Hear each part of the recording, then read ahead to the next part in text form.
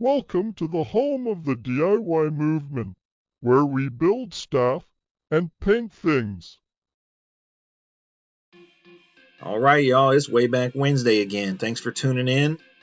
Guys, I want to say real briefly here, be sure to check out the website. I'm going to leave the link in the description. We got some new products in there. We got the accumulators in stock, and we also have some universal small block Chevy and LS conversion engine mounts available on the website also. We also have merchandise, shirts, koozies, banners, things as small as stickers are available on there. So you guys be sure to check that out. Where we last left off, the Blue 64, man, I sold it to a friend of mine, club member, club brother at the time back then, for even money. So I had money burning a hole in my pocket, and had to act fast. Actually, this is going to be a 2-for-1 special. So I picked up this next car here. Yeah, I had money burning a hole in my pocket here, and I believe I found this one. Man, it was either the green sheet or local newspaper or something. I don't think it was on the internet. But this white Cutlass here, I didn't have it very long, and I only have 2 pictures of it. And this is one of them. Saw the listing, and it was back then considered out of town, which was probably about an hour and 15 minutes south of Houston, which ironically is not very far from where I'm living now. And it was a 88, I believe, 88 Cutlass Euro clip, and man, was this thing clean. This thing was a cream puff. It was grandma special for sure. Me and my friend Slim, shout out to Slim if he's watching. I remember we drove down to West Columbia, Texas, small town, like I say, about an hour and a half south of Houston, and we went to go look at this car. It was at a HEB parking lot, grocery store parking lot. The lady worked at the grocery store. So we went and kind of looked at it in the parking lot, and I was like, man, I'm going to buy this thing. It wanted $3,000 at the time. And I believe if I remember right, we waited for the lady to get off work or something, or I forgot what it was, but we ended up buying the car, and I think he drove my truck back, or I rode down there with him or something. I really don't remember, but I remember I drove the Cutlass back. And man, that thing was immaculate. Real cold air condition.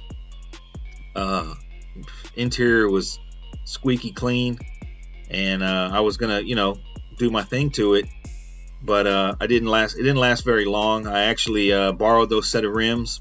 They were some Dayton's, and threw them on there on a loaner plan, because we were all in the same club or whatever. So I borrowed from somebody in the club, and just so we could have another car out there.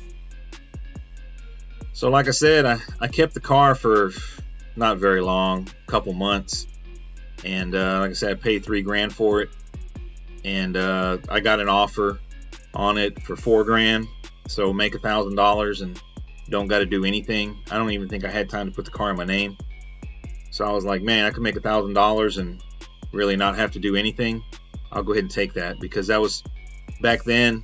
The G bodies, they were kind of hard to actually build and then turn around and sell for a profit. Usually everything you put in them, you're losing. So I was like, man, I have the opportunity to make $1,000 and not really have to do anything. So I went ahead and took that opportunity and let the car go. And I believe the guy I sold it to turned around and sold it for $4,500. So he made $500 off of it, which I think that's probably about what the car was worth. Like I said, I picked it up for $3,000, which was a bargain. Now in today's market, that Cutlass would easily be $15,000, which is crazy, which kind of goes back to some things I spoke about in previous videos, which I just don't get these prices, man, because that thing was squeaky clean with cold AC and didn't leak a drop of oil, and I got it for $3,000. And now these cars, fast forward almost 20 years, people want $18,000 for it, and it still needs a paint job, and it still has the same old 307 in it, which I'll never see myself paying those kind of prices for cars like that. But that's what it was, man. So I let it go, and add another stack to my pocket. Turned around, and like that song used to say, just bought a Cadillac. So I bought a Fleetwood Coupe. I bought it from a friend of mine at the time. We were all in the same club at the time. And this car actually, let me go back. This car originally came from the New York, New Jersey area. I believe a guy named Dino owned it. And it was really clean, man. It had it repainted. It was a really nice car. It came down here to the Houston area, and a guy had it, which you guys saw in the Lincoln Town Car video. I was at his house. It was there. He ended up selling this car to Skim up in North Texas. Tony, North Texas Majestics back then, still is. He sold it to him, and I wanted it at the time, but I don't know, something with the money. I wasn't able to get it at the time, and so Skim got it and took it up there, and then like, I don't know, a few months later, I don't know how long time had passed, I ended up getting it from him and bring it back down south to the Houston area. Forgot what I gave him for it. I want to say it was something like $5 or $55 or something. It wasn't a lot. Now these Fleetwood Coupes are, if they're really priced out there, man. And to try and build one, it's not cheap. And the parts are harder to find. The side moldings are just harder to find. Everything's harder to find 20 years later. So they're by no means a budget car to build.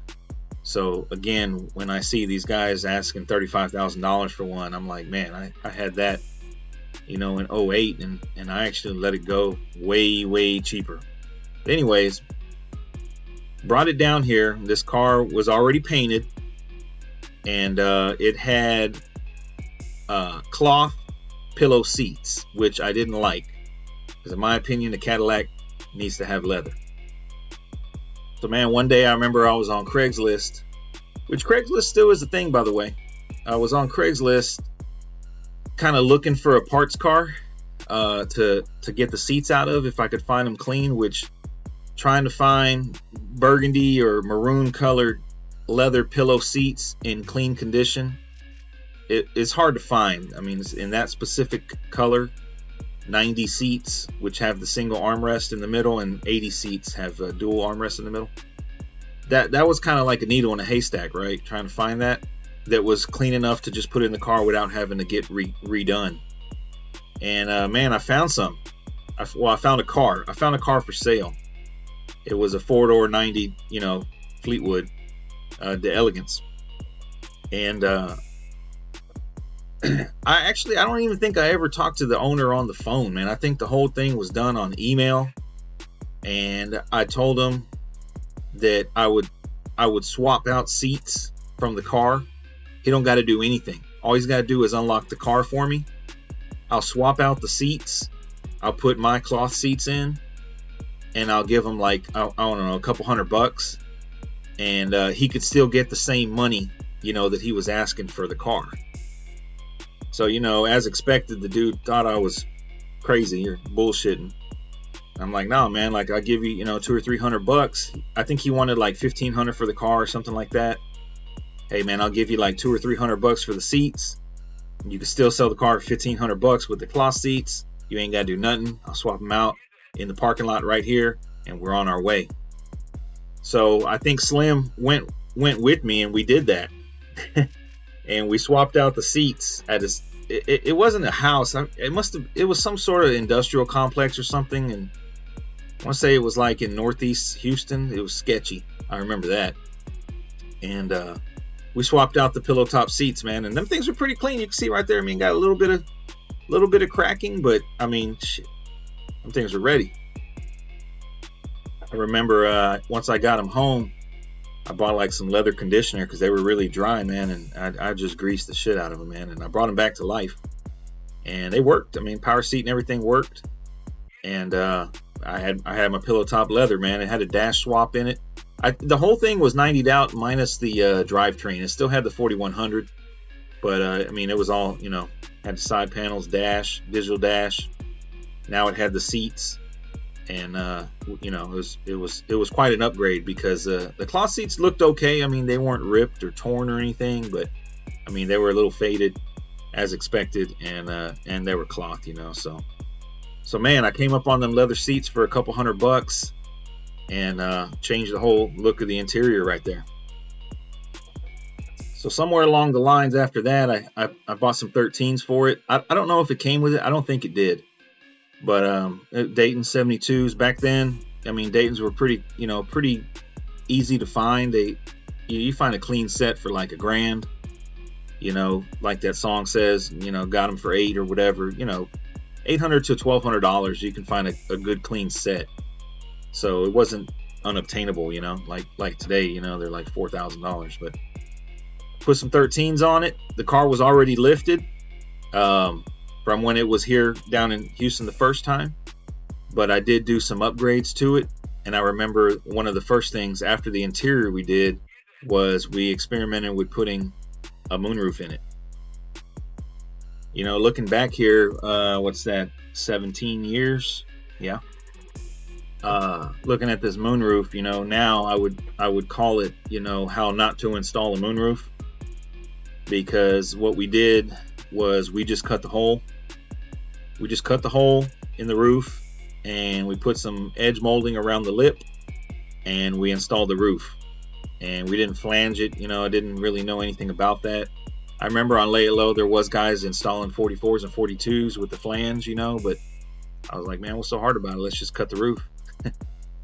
So we cut the roof, and we installed it, and I mean, it looked good and it functioned, but it leaked. And we'll get to that in a little bit here, but I don't know. I think that might have been a 42. I think it was bigger than a 38, so I would say that maybe that was a 42. Man, so what we did here for the sunshade or shield or whatever you want to call it, is all we did was use the cutout from the outside roof. And I thought it looked okay. I mean, it was painted, you know, so I had a painted sunshade, which was different. Usually they're, you know, covered in headliner material or whatever. So I had a painted sunshade, and it actually worked. So, and I think we redid the headliner as well. It's been so long, I forgot. In fact, I think on that day we installed another one in another car. We did two of those in the same day. But it did have the little Cadillac, you know, switch there, so it looked good. It looked good, but it leaked bad. After that, or somewhere along the line, I had this bumper kit installed. At that time, I had never installed a bumper kit. I believe on maybe the next car or the one after the next one is when I did my first bumper kit install. So I hit up a guy in Houston area, Brian, used to be Live for Lax on Lay It Low, and took it to his house there, and he installed the fifth wheel for me with a matching Dayton on it.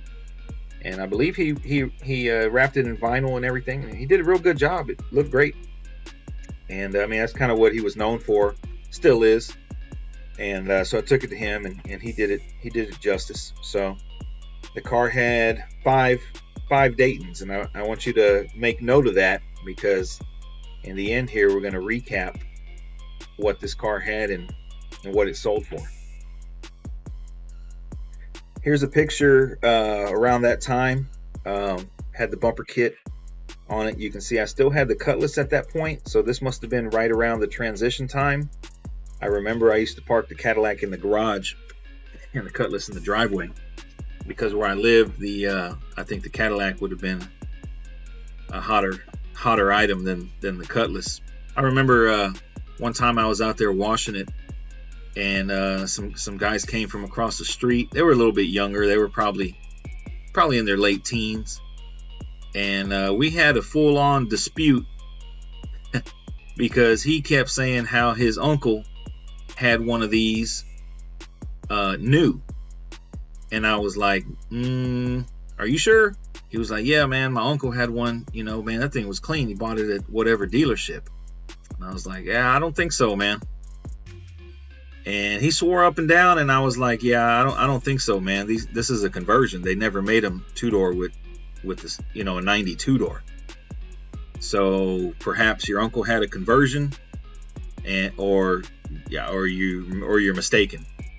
And he swore up and down, man, that his uncle bought it off the lot, and I was like, I don't think so, man. So enjoy your day. But I remember that, man, because he was hell-bent on, telling me that it was true, and I know for a fact it wasn't. Anyways, the car was pretty clean. It had that leafing on the side, which that was really the only thing I didn't like about the car, was that silver leaf, because to me, that does not flow with the design of the car. I'm just not a big silver leaf guy. I've never had a car silver leafed. To me, I don't know, it's just not my thing. I mean, some guys love it. Some guys can pull it off real good. I just don't care for it. So I would just imagine that car would look a lot nicer if it didn't have that silver leaf. But nonetheless, it was a clean car, and it had really cold air conditioning. After that, I redid the setup, and I believe I took it to Al Fine Line and had him do it. Because like I say, around this time, I mean, I was kind of do it yourself, but there were some things I wasn't quite there yet. Living on my own, I didn't have as many tools as I had at my dad's house early on.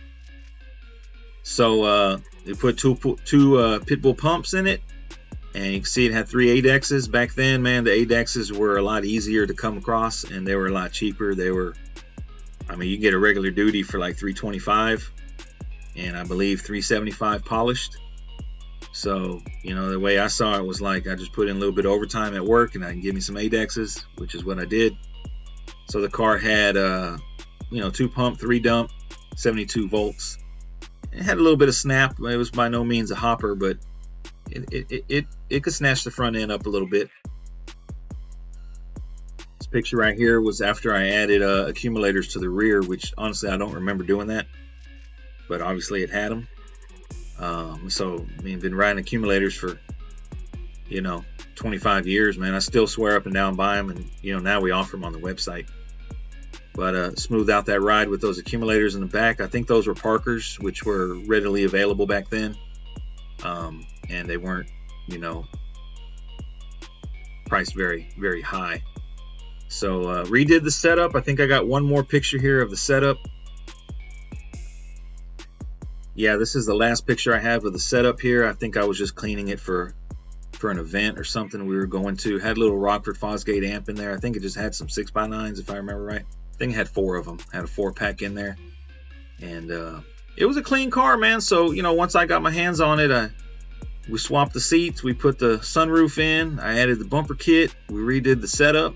So you guys can kind of follow along here. We're doing the same thing we did to the previous car. Lastly, I did chrome out the suspension underneath. So, man, the story about the chrome. Back then, I used to use a place up in Dallas called Econo Plating, or Econo Chrome or Econo Plating or something like that, which is exactly what you got. Just something shiny, by no means show quality, but it was very budget friendly, man. I think back then you used to get, rear ends and A-arms done for like $1,000. And polishing was decent at best, but it looked good under the car, and that's what we strive for back then, was just street cars. So, man, I remember we tore all this down. That was back when I was in Individuals there, and they have a big picnic in Tulsa. And I tore this thing down like 2 weeks before the picnic, I think. And I got all the stuff back. I mean, back then, you have to drive up to Dallas, that's 4.5 hours. Excuse me. And I think I picked up the stuff the day before we were supposed to leave for the picnic. So the day before we're supposed to leave, this car was in the garage on jack stands with no suspension at all. And I remember my friend Chad may be watching, may not be. Man, he came over and he helped me because I was overwhelmed trying to put all that back together overnight by myself. And we worked all night, man. We worked until the sun came up, literally, in that garage putting this suspension on. That was the first time that I saw an electric impact, and it was probably back then probably 12 volt. It might have been 18. I really don't know, but it was like the early days of the electric impacts. And man, that thing was a beast. And you know, we put it together with that electric impact. I mean, I had my little air compressor, you know, my little Craftsman air compressor or whatever, but it was nothing compared to that impact. And we got it all together, man. And I remember he left when the sun came up, and this might have been that morning, and I didn't even sleep.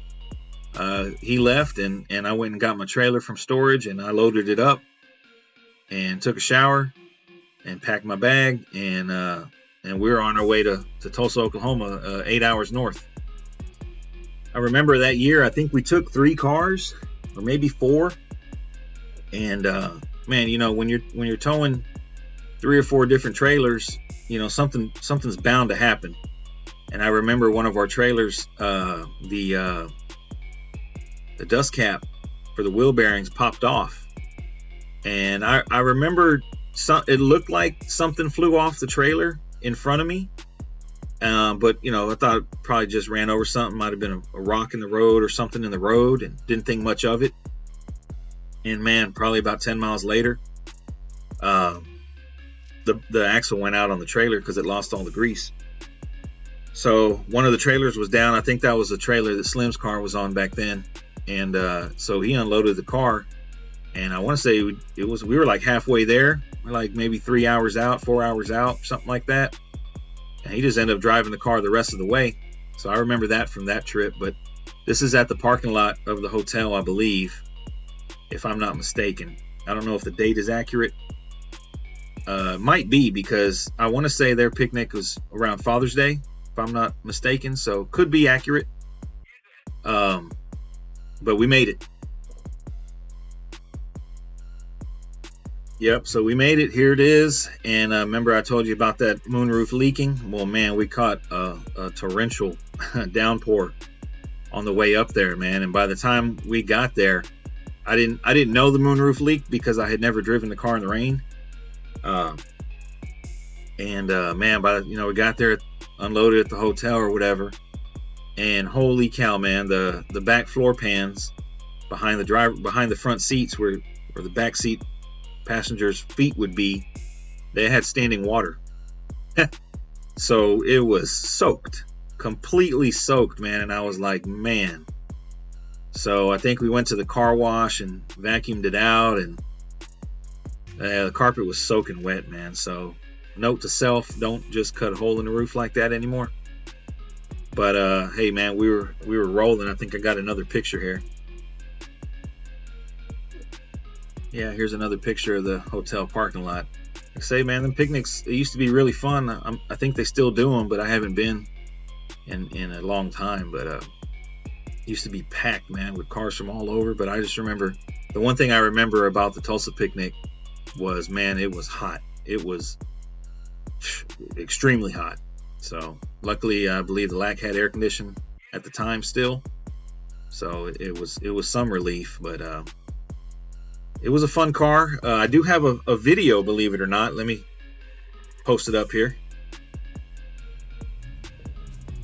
Yeah, that's the Caprice that he drove about half of the way. And there's the LAC right there. And in front of it, you'll catch a little bit. That's that blue 64 that I had sold to my buddy at the time. A really old video there. It's poor quality. I mean, that's like, what, 2008?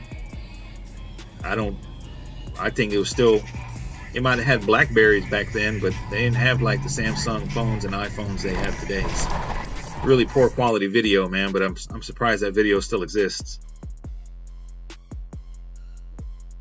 Yep, here's a picture from the hotel. Like I say, the moonroof looked good. I'm pretty sure that was a 42 now that I see it like that. It looked great, man, but it leaked like a waterfall, man. It had 4-pack in the back. It was a fun car, man. Yeah, it was a fun car, man, but it was just something to do, passing time. Like I said, I had the money, in my pocket, and had to get into something, and something kind of budget friendly, I guess you could say, back then.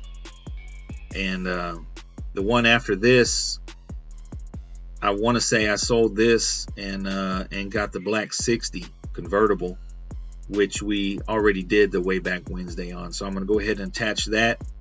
I don't think I'm gonna do another one on that unless you guys want it. Leave a comment, and we're gonna keep it moving.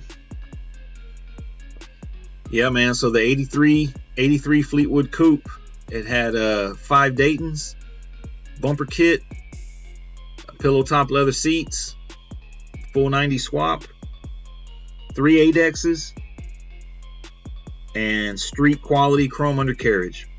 And I sold that car for $7,500 back then, which is insane because today that car would probably bring, you know, probably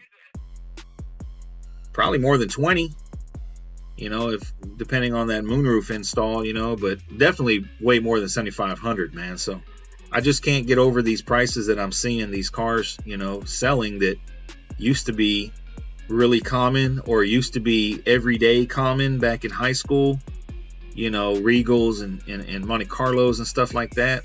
These guys are asking, you know, a lot of money for, and I just can't do it. I can't get into it because I just don't see the value in it unless it's been taken off the frame with a updated drivetrain. You know, I can't see the value in a 4100 at 25 grand or whatever. But neither here nor there. But if you guys want to discuss that topic, I'm all for it.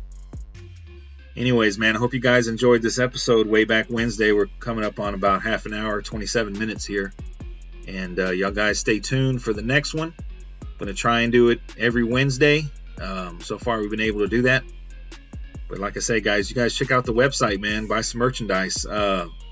We do got hoodies in stock. I haven't listed them yet, but we're gonna have the hoodies back again. They did good last year. Just got the box today, actually, so we gotta print some up here, and we're gonna add hoodies to the website along with everything else, firewalls and everything else that I sell, man. So I hope you guys enjoyed this episode. Y'all stay tuned for more work. Thanks for watching. I think next video is probably going to be some work on the big body that we're working on right now. So y'all stay tuned, man. Thanks for watching.